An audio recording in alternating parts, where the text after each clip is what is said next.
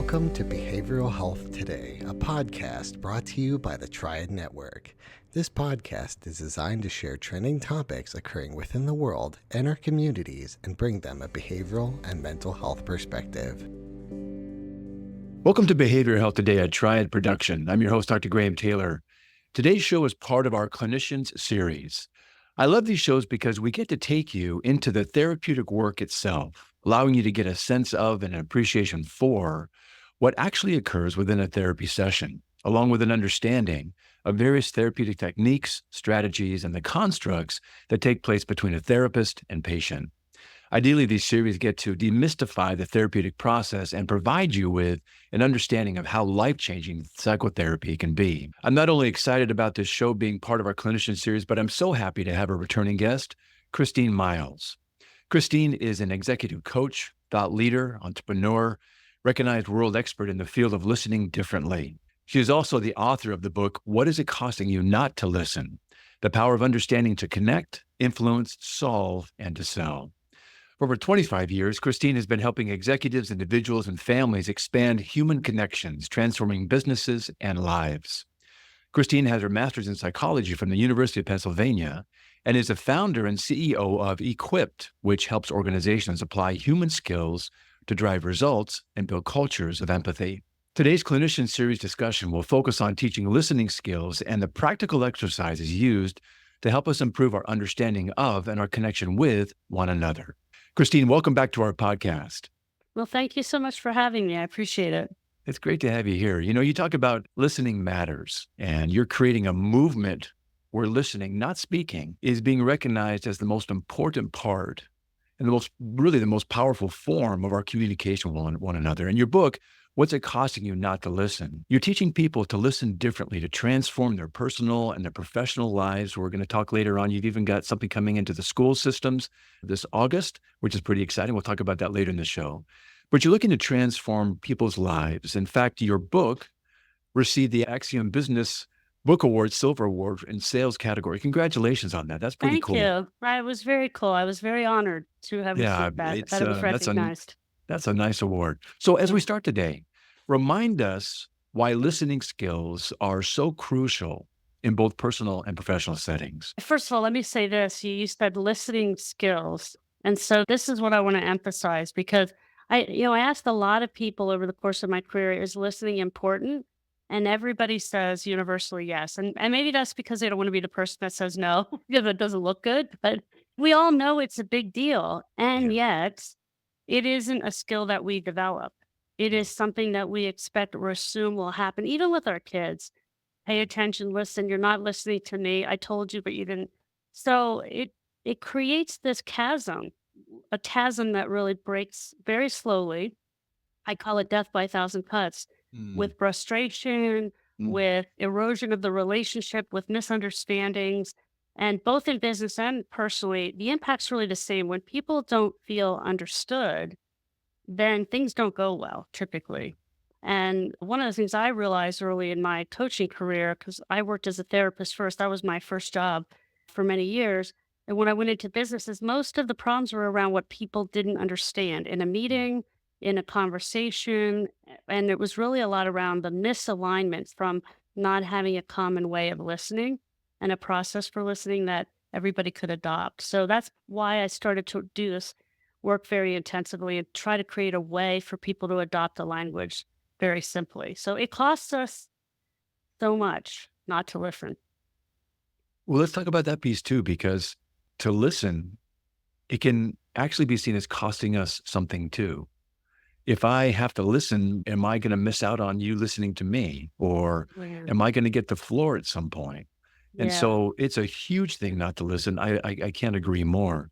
But sometimes personally, we have to overcome something. Maybe talk a little bit about what's the attitude that we have to have of being a committed, willing listener, and what are some of the things that we typically have to address within ourselves to overcome moving into a really good listening stance? One is that very rarely do people come to me and say, can you help me be a better listener? What do I hear? Can you help my child? Can you help my spouse? Can you help my boss? Can you help my employees? It's usually outward. And I say that's because we're in a drought of understanding. So Yeah. if I'm thirsty, it's really hard for me to want to give you my drink because I'm thirsty too. We're in the same boat. Yeah. So I think that's why we need to solve this problem and start to teach this as a skill very early Yeah. because we're all thirsty. And so, and what do they say about hungry people don't make great shoppers? People who are thirsty to be heard and Yes. listened to and understood don't make great listeners. Yeah. So we need to learn. I call it the gift of understanding. Yeah. It is a gift. It's a gift that you give that you may not receive back. So Yeah. that's a big part of it. The other thing is, and this is more in the how you do it, believe it or not, when you learn how to listen, you also learn how to get someone to listen better to you. Yes. And Yeah. it's not because they're going to do it by osmosis. You have to lead them there. You're But the modeling tool something. that, well, you'll actually use the tools not only get their story, but for them to get yours. Yeah. So you can flip it, but a little bit more of an advanced skill, but it is possible. Yeah. Let's talk about that. Let's do this. Let's jump into this topic. And again, part of our clinician series is I really want our listeners to get a real practical understanding.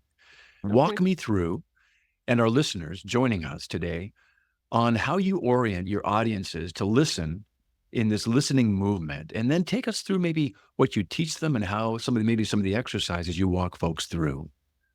So the good news for the clinicians is that clinicians are in the profession are among the best listeners. Many of them aren't trained, and we're certainly not trained in the same way. So I was trained through the Philadelphia Child Guidance Center when it was just the next gen of Salvador Minuchin. That's who Oh, trained yeah. me. I was 22 years old, one way mirrors. I went into people's homes. I mean, I had no business doing any of it, but these people were amazing, but they never taught me how to listen. They never taught that I was good at it when I showed up. And so excelled even at 22. I stood out because Yeah. I went in and I had something different that I had learned early. But nevertheless, just intuitively and because of who we are, we tend to want to listen more than not as clinicians. So that helps. And a lot of what I teach in organizations and parents and in relationships is what clinicians do. Mm. I don't know that we all do it all the same way in a way that creates this language. So that's how I think I can help the clinical base in terms of, all right, how do we do this, and then how do we help our clients do it in a similar way? One of the ways you need to know is if you're going to get good at something, you have to do it the same way every time. That's really it's the only way you get better at something through a process and through doing it the same way every time. I can't agree with the idea more. If you want to have confidence in something, you have to have competence and mastery first. Yeah. And if we reverse engineer that, the way to get competence and mastery is to do right things repeatedly. And Yeah. over time, it becomes an ingrained skill from which you get to have then confidence entering into those moments. And you're talking about the very same thing here, right here. You have a whole path for this, Yeah. and you Yeah. walk people through. Walk us through that so our listeners can get an appreciation for what you do. So the metaphor is because we learn in stories, right? So when we have a story, we're just going to remember it more. And the story is you wouldn't go hiking in the woods for 2 weeks. Like go out and go in unprepared. That would be crazy. We would take food, we'd take a tent, we'd take supplies. I would if I had the option. And that's what we're doing when we go into the conversational woods. We go in unprepared all the time. Mm. We're totally ill prepared to really navigate the trail, the path. And there's a lot of side trails in the woods, and there's a lot of places to get lost. And conversations metaphorically are the same. There are so many side trails. You talked about what goes on within us. We have our triggers, we have our buttons, we have our biases. That our brains are the greatest enemy of our listening.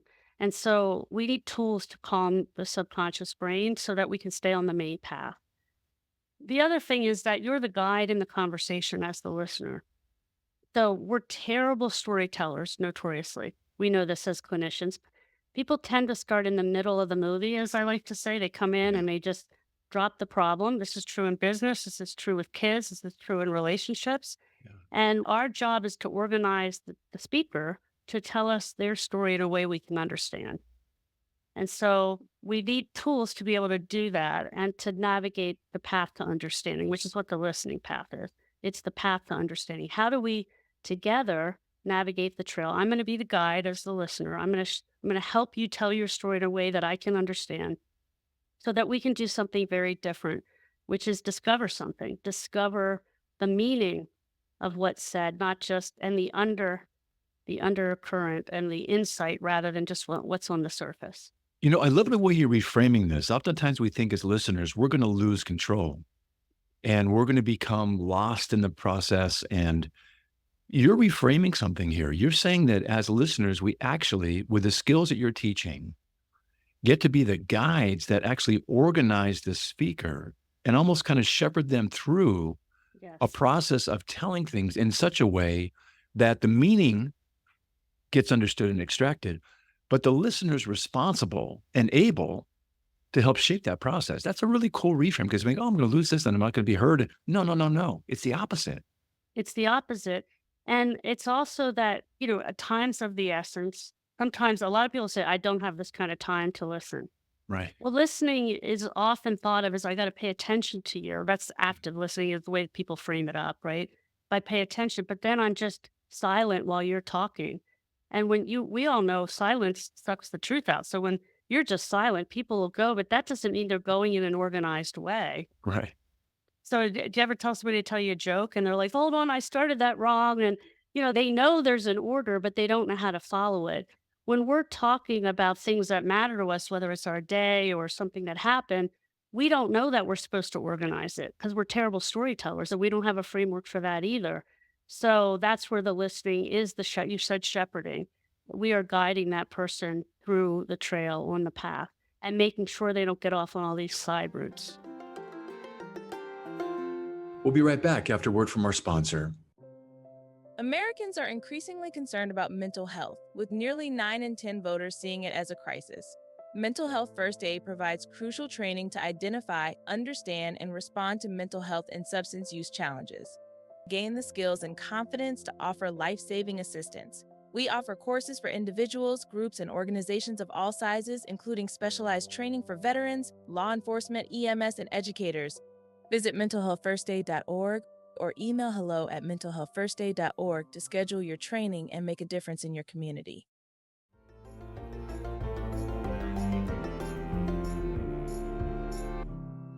Well, that's another cool piece right here. Silence does not equal listening. Mm-mm. It doesn't. We need to organize the listening process. And as Right. listeners, kind of active listening idea, we say, well, just be active and nod. It's more active than that. Let's talk about maybe some practical exercises that you use that can actually help shepherd a process that maybe most people don't know they have access to. What's it look like? Yeah. So imagine you go in the woods Yeah. and somebody says, we got to get to the peak. And you go, okay, well, how are we going to get there? Well, I have no idea. So where should we start? Well, I have no idea. So this is again what we're doing all day long. So how we teach it, practically what I've learned is that listening is like air, fog. Let's say fog. People see it, they know it's important, but they go to grab it and they're like, I don't know how to, I can't catch it. I Mm, can't get my arms around it. It feels so esoteric. And so yeah. we needed to make it very tangible. Again, the story helps. And then I created a game so that we can teach these skills by kinesthetic ways. We learn best by doing, as we all know. I used to be a field hockey player. I remember one time I went into an organization and I said, "How do people like to learn? Do you like to watch? Do you like to do it? Watch them do it." And so I tried to show them a field hockey move. Most people don't know how to play field hockey, so it was pretty safe. And everybody wanted to grab the stick and they wanted to learn how to do the move. It's like they don't want to see it. Show me, give me it, put it in my hands, and let me That's do it. right. Let me So practice. we put listening in people's hands. Now, we don't sell the game yet. This is by facilitated workshop. We will sell the game eventually to both kids and adults. But this really helps the tangibility. And so there's 12 total tools on the listening path for adults because it's every form of communication. And let me make this point too, because I think there has to be something in it for the listener because it's a gift of understanding. So listening to understand, which is what I mean by how we listen is what you have to do first, but it earns you the right to do all the other things you actually want to do, Mm, which is tell people what to do, sell to them if you're in the business, tell your wife or husband the advice you want to give them, help them understand why they shouldn't text and drive if it's your kid. But we tend to jump into that right away and expect people to listen. And if telling worked, we'd be in a much better place. But people don't like to be told what to do. no. It's human nature. We therapists know this all the time. People used to come into my office. I go, "How do you want me to help?" "I want you to tell me what to do and how do I fix this?" And I go, "Wow, great. There we go. Resistance, resistance, resistance." So Yeah. we're in a paradigm that doesn't work. So listening to understand earns you the right to do all the other things that as the listener you can't wait to do. but you That's have to really do that good. first. So the 5 foundational tools are all based on what you need in your backpack in the woods. So think about you're in the trail. What do you need first? You need a map. Where are we going? If I don't have a map and there's no markers on the trail, I'm not gonna find the peak. So on the map, and this is important too, that when you're listening, you're always listening to a story.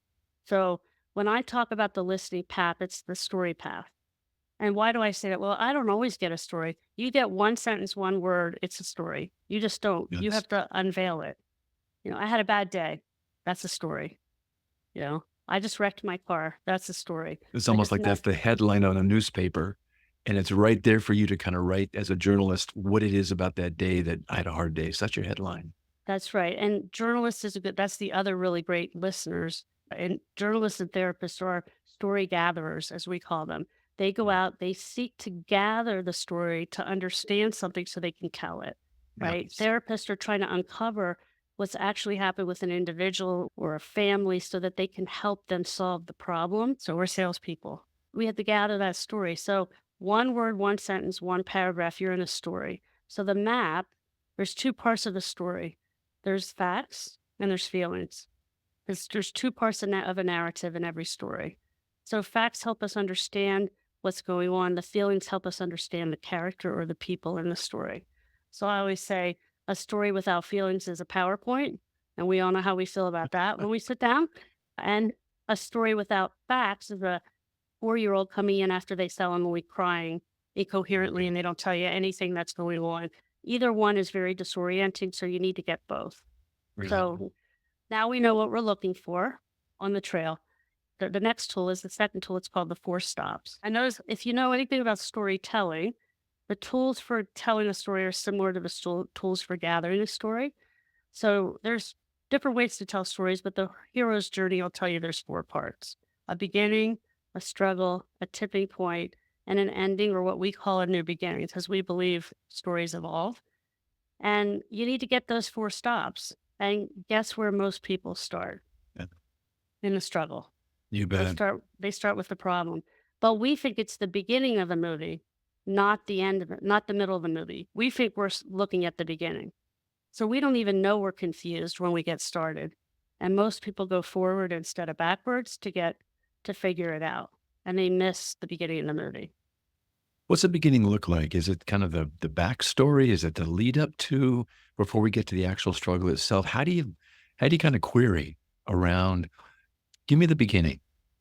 So perfect question. So now I'm going to take you back into the woods. So now there's a map and there's Uh, facts and feelings.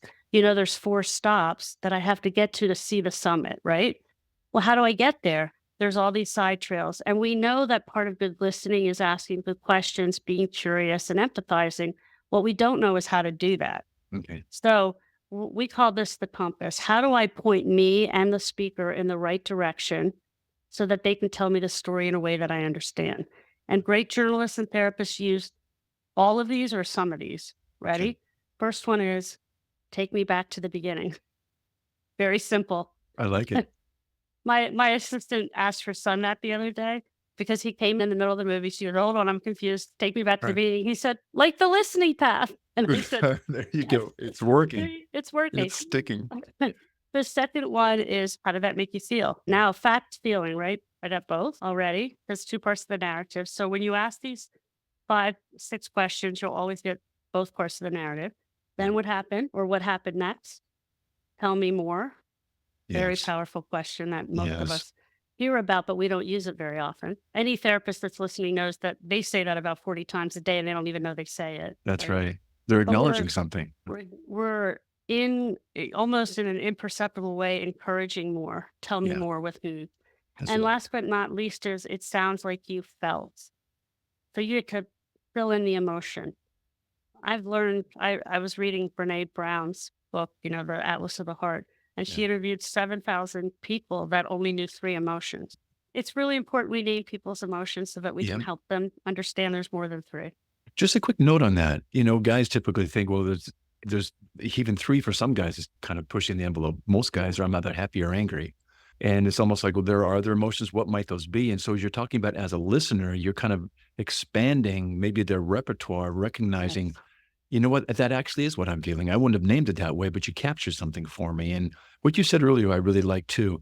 When you listening to understand, you're earning the right for later things in the conversation to happen. That's a beautiful statement. I have to earn my ability to come into a relationship with you further. And if I can even do these things, whether it's or tell me more, or what else, or Yes. I'm really showing an interest in you, and then I get to help even further. And this goes back to what you're talking about, kind of shepherding this idea and listening as a guide to shape something, is I'm kind of coloring in or shading in, Yes. adding to kind of the richness of that person's experience in ways that maybe they don't know how to capture. But that really sounds like you were just really despairing. Oh, yeah. Maybe it was because I thought I was angry, but really, I'm really truly sad to a point of despair and hopelessness. Now we open it up, and now they have a much richer story. I love And that. now we're also connected because Yeah, now exactly. it's I'm in the movie with you instead of Yeah. just watching the movie, right? So now I'm Yeah. part of the movie and I'm That's guiding you good. to understand the ending. And a lot of people worry they're going to be wrong when they name an emotion. But Mhm. here's what happens. You sound really angry. I'm not angry. I'm just pissed off at blah, blah, blah. Great. You just told me more. Now we're clarifying what Yeah. this really means to you. Yeah. Or, yeah, I was frustrated, but what I really was. And then you go, wow, that's amazing to understand on a deeper level. Yeah. So it's not about being right. It's about making sure you're trying to understand, not being right. This is not perfection. This is connection. That's really good. So we've got the map, we've got the 4 stops. What's the third? So here's what's interesting. I've really honed the language around this and how to share this with people. Most people think they're done listening once they get the story. So I got your facts, I got your feelings, I got the 4 stops, I have the whole story. Good stuff. We got it, right? Now let me start telling. But this is Right, one of now the it's my turn. Now it's Right. my turn. If we I get that punched my far. ticket, and now it's my turn. Yeah, and because we're not told the rest of it. And that's not the hard part because me thinking I got your story is only a figment of my imagination. I don't know if I got you. Like, So the only way to know that is to shine a light on what you heard. And so metaphorically, I always say when it's late in the woods, it gets dark, you need a flashlight. Right? You need a flashlight to see. The longer the speaker speaks, the more in the dark they are about what you heard. You've been flashlighting with me this whole time, Graham. You've summarized my story back to me in pieces. And so now I understand what you heard. So we need to be a storyteller when we're a listener. We need to tell the story. I say the powerful story you can tell someone is their own. You tell Mhm. me my story, and I like you a lot, Graham. If you do Absolutely. that, right? Yeah. And so tell the story back to the person, your wife, your partner, your business partner, whomever that is, and that's the flashlight. But only 30 to 90 seconds. Like summarize it, make sure you've gotten it, and then again, most people think they're done. Now they think they're done, but they're not because now Mhm. we've gathered the story, step one. Now we're understanding the story with the flashlight. So there's 3 tools help us gather. That is the map, the stops, and the compass help us gather the Gotcha. story. The flashlight helps us begin to understand the story, but now we got to make sure we got it right. Yeah. So how do I know that? Well, I need to ask. So now it's a matter of saying, I just told you your story. Do I get you? Right. Do I get you?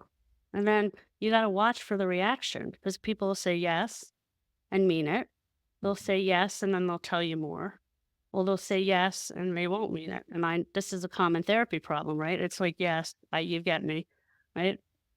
And so you got to listen with your eyes. We say you got to listen with your eyes, ears, and heart. Your Mhm. eyes help you watch for what isn't said. And when you ask, do I get you? And you listen with your eyes and you watch for that, Mhm. you're going to uncover things that you didn't even know you missed. You bet. You bet. I like that idea of listening with our eyes because you can see little, a head tilt or an eyes look down or maybe an eyebrow go up, and you get to say, "Hey, I kind of noticed as I asked, you kind of looked away. Did I miss something, or did I reflect it back in a wrong way that maybe you'd like me to understand differently or better? What did I miss?" And it goes back to what you said earlier. Tell me more. That's right. And I'm trying to earn opportunity to be in a relationship with you here in a way that I really want to be, but I can't just say, trust me, but I can jump into it in these kinds of ways with a map and the compass and the flashlight and checking these things out, the 4 stops. I'm Yes. earning my right, aren't I, to be in Yes. relationship with you in a really curious way. And I always say the words I understand have very little to do with somebody feeling understood. So if you tell me I understand, I go, no, you don't. But if you tell me what I just told you Yeah. and ask me if you get me, now we're in a different paradigm. And let me explain that you get me. We call that the water filter, which is the fifth tool. And here's why. Because when you're in the woods, you can't carry enough water. You have to filter the water you collect in the stream or you get sick, right? We don't just drink it out of. Yeah. And in the conversation, our own thoughts and feelings contaminate the story. We Mm. pollute the story when we're listening. We don't know it. I had this happen with a team member of mine. We were playing a game because we do that to learn about each other in practice. And she said, the story you told me reminded me of a story where somebody died. It happened to me. And I almost went off in my own story because I related to it so much. See, it's not always bad. It's that we're connecting. And I wanted to ask you things that had nothing to do with what your story, but had my story. So that's Right. how we contaminate it. You bet. We have to filter all the contamination out because Right. your story is yours. And I don't have to agree with it. It's not about Yeah. agreement. It's only about understanding. From a therapeutic standpoint, those listening that are clinicians would understand this would be kind of a countertransferential piece here where Yeah. my own stuff comes into play Yeah. and we all have our own stuff. It's not a bad thing, but you're saying if it interferes with, or I see you through my story and I only interpret it through that, I'm missing something and I'm blurring an opportunity to truly get you in a way that could be really, really priceless between us. And Yeah. this then brings us also part of the countertransferential pie, if you will, is the role of empathy here, where I am really wanting to understand you in a very unique way. And that empathic piece in this is pretty important, isn't it? That's very interesting what you said about the countertransference. I hadn't thought about that before. That's a way to filter that out, right? When you make sure that you ask the client Right. or the patient, do I get you? And after doing that. So I like that you emphasize that. And as far as empathy, here's what I would say. Like, I think I'm very opinionated here. So I believe Oh, that empathy follows listening, not the other way around. I don't think you go in and listen with empathy. I think you learn to be empathetic through listening mm, because a lot of people have a different level of empathy they're coming to the table with. And empathy can mean we fall into sympathy where we join with the feelings rather than putting ourselves in the other person's shoes. So when you use these tools and the process in the same way, then the empathy follows. And we see this all the time. People who didn't think they could relate go, wow, they go up here. Yeah. yeah. There's a softening, isn't there, with an understanding? I think oftentimes with if I come in with the attitude of I'm committed to work as best I can, bear with me to listen and to try and get it the way that you experienced it. So Hmm. bear with me as I try here. I'm going to be Yeah. clumsy and awkward and I'm going to do my best. I'm going to show up as best and fully as I can. And in the process of doing that, understanding creates empathy. I begin to Yes. understand, being in your moccasins, those are all the phrases that we say. But I get it from your standpoint as best I can. Then I check it out and refine it even more and more and more. And I Mhm. like the idea too, where you're saying, just by saying, hey, I get it or I got it, doesn't mean you understand. It's almost like silence doesn't equal listening. Saying Yes. I got it doesn't mean understanding. Yeah. And that's really a key point. Yeah, and I appreciate that. I want to make sure people understand too, because we're in a political realm now too, where it's very contentious. And we know in relationships, we have our own, you're right, I'm wrong. I mean, we're all guilty of it, me included. But so listening isn't about agreement. This has No. nothing to do with agreement. So understanding the other person's perspective is different than agreeing with the other person's perspective. I had a client who was like grappling with this, and he's like, what if somebody came to me and was in the Ku Klux Klan? And I vehemently am opposed to that. I go, but you can try to understand where their beliefs come from, what's going on. Doesn't mean you're endorsing it, supporting it, or otherwise, but start there before you try to help the pivot. I heard the most wonderful story around that very topic recently. I think it was on NPR. This Black woman, very well known, I can't remember her name, forgive me, but the story is what you just said right there. She became friends with an ex-Klansman, and Hmm. they became friends by a shared understanding. And what she learned, this guy was in prison. What she learned was this guy got indoctrinated very, very early on, Yeah, and he didn't know what was he was being infiltrated with, emotionally and otherwise. And he sure. became to understand himself through her gentle and loving. The thing was, one of her family members was killed by the Klan. Wow. But they developed this, and he began to make this beautiful change in himself. He was in prison, but nonetheless, just attitudinally came in Yeah. to understand things deeper by her gentleness And she had to harness the very things you're talking about right now that help Yeah. him see some things maybe that he didn't understand before. But what a transformation that could be. Let's talk about that actually. What are some of the takeaways from being able to listen and areas where we can grow individually by being listened to, personally by being a better listener, and maybe even relationally? What are some of the takeaways around that? Let's start in business. It's just so interesting to watch people practice this with each other. I mean, we've had people that know each other, have worked together for 20 years, and they're like, Mhm. I didn't know that about that person. It's like, you've been That's so over the good. other side of the cube, right? Right. So it's just, again, if we only have 3 words for emotional language, how much are we actually asking in a real conversation? How deep are we, how are we really peeling any layers back to really understand one another in a different way? So it creates so much engagement and so much enrichment in the relationship. It's like you're in the car and you want to flip somebody the bird because they cut you off. And then you talk to that person and realize they just lost their wife or they Yes, got a cancer diagnosis. You're not flipping them the bird anymore. So you may want to in that exactly. moment, but it's so when we humanize people, it changes how we work together. And just a little bit of listening does that. So that's one way. The other way is obviously with spouses. I mean, there's a closeness bias. The more we're with somebody, the more we think we should know them and already understand them. And I often say, like, I live in Philly. I don't go to the Liberty Bell anymore. I've seen it a few times. I'm not curious about it. So the more Very we know good. somebody, the less curious we become, Good analogy. ironically, Yeah, not it's a good more analogy. curious. So, how do we maintain energy in the relationship? Well, if we're curious when we listen, about our days and don't try to solve problems and just create moments of these understanding, it profoundly changes the relationship. It doesn't take a lot to fix what's broken often. It just Really takes good. moments. Yeah. So I want to talk about how folks can get in touch with you after this and learn more about what you're doing, both personally and as an organization. But you've got something coming out, as I mentioned at the beginning of the show, bringing this not just to organizations and to other places where you're bringing it, but also into the classroom. Tell us about that. I appreciate the opportunity to talk about this. I'm so excited. Maybe because adults are frustrating. I don't know. It's all good.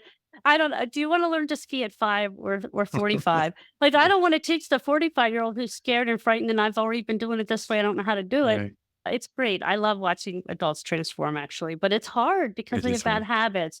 Yeah. And so, 85% of what we learn is through listening, and it's the only Yes. skill that we don't teach. Mm. So what we've done is we've created a program for 3rd to 5th graders. So, and teachers have enough to do. They are so burdened and so just mired in curriculum. So we've made this as simple and plug and play as possible. So animated Christine comes into the classroom Nice. and into the woods and through 11 video lessons and teaches the tools while the teachers are the heroes because they get to use the tools in the classroom to help create a language of listening. We give So them good. everything they need and it's fun and it's playful and hopefully it's going to change the world. That's what we hope for. Congratulations on that. I can't see why it wouldn't. If Yeah. 85% of what we learn and take away is through our listening. Do you have out of curiosity, do you have a one for the parents as well? When your child in 3rd to 5th grade goes through this, you get a caregiver guide as well as how to Sweet. use this in the at home. So you're going Yep. on so the kids get a listening path passport. They get every time they go on a listening adventure, they get a sticker in their passport. Nice. They get something to take home with their parents so they can understand about it too. And my book tells the story of the first 6 tools on the listening path. So that's another way they can get indoctrinated. And then, of course, if we come into your organization, there's a lot of overlap there. So yeah. Really good. We've talked about so many things today, and it's been it's always fun to be with you. But if there's one thing our listeners could do today, just one little pithy distilled piece, what could they do today to be a better listener? One thing. The first thing you have to do is be willing to. It's like the joke. How many psychologists does it take to change a light bulb? Just You one. gotta They have to be willing to change. be willing to So change. realize it's a skill. It's diet and exercise, whatever. We know the things we have to do, even if you just do one thing. So Yeah. that's the first part. But just add tell me more. If that's all you do, add Tell tell me me more. more. Because tell me more is just the opener, the gateway to giving people permission. And then, that changes a lot. Just that. I really like that. That's an easy one. Just tell me more. Tell Oh, me more. okay.